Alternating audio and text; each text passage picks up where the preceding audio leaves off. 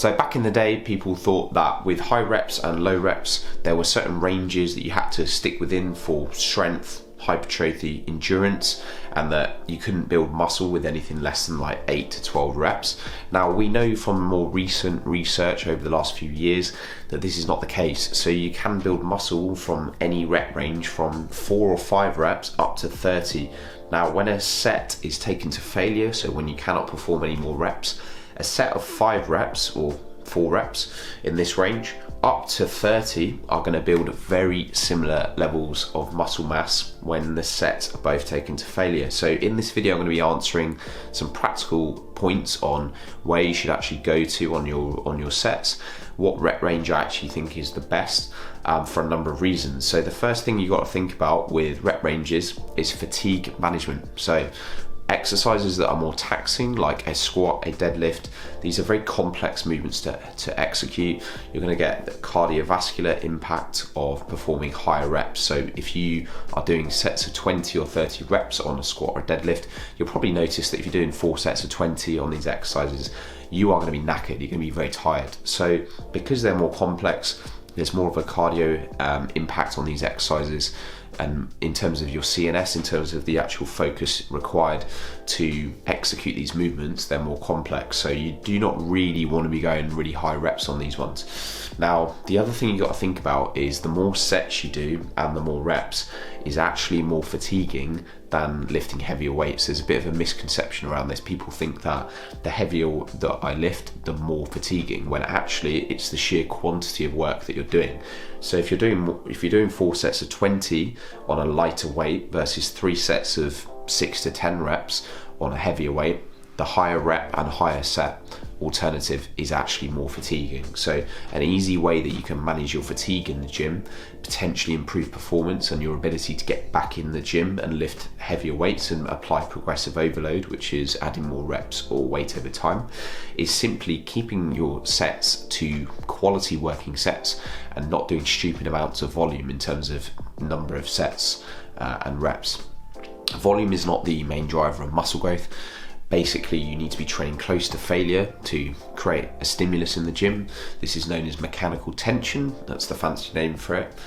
This is usually happens when you are within 2 reps of failure. So it's a good sweet spot to go within. Then it's applying progressive overload over time. So you always need to be basing your training around the fact that you are continuing to add weight over time. Now, if you're doing too many sets and too many reps, you may find that your weight stall over a number of months. In this case, I would look at reducing the number of sets you're doing, the number of reps you're doing, and staying more within a moderate range. The other consideration in terms of how many reps to actually do is it practical for the exercise that you're doing? So for example, is it practical for me to do a face pull with 3 reps where I'm having to swing my whole torso to actually get the weight up? Probably not. However, it might not be practical, as we've just spoken about, to do 25-30 reps on deadlifts, squats, chest press, all these big compound exercises where you're using multiple muscle groups. Good rep range to stay within for majority of exercises is anywhere from 4 reps up to 12, and I would probably for me personally say the sweet spot, I think, is about 5 to 10, because this gives you enough reps to be performing the exercises with good form firstly. So you need enough reps to actually execute the exercises properly to make sure we're targeting the muscles that we want. But also the reps are not too high such that you get super fatigued and then you start questioning why you're doing your training because you're just so tired all the time. So I've seen it with a few clients that going from like sets of 15 or above and coming down in the number of reps you're doing to more like 5, 10 or even 5 to 8 reps is less tiring, and that they actually enjoy it most.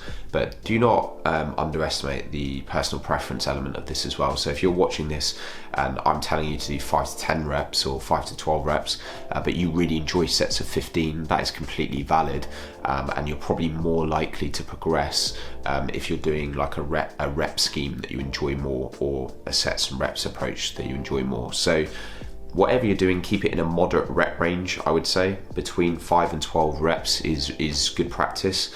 You're probably going to mitigate some fatigue by avoiding those really high sets of like 20, 30 reps. But if you enjoy doing more moderate reps, you could stay in this 12 to 15 range as well. So go off personal preference. Can you actually recover from your training?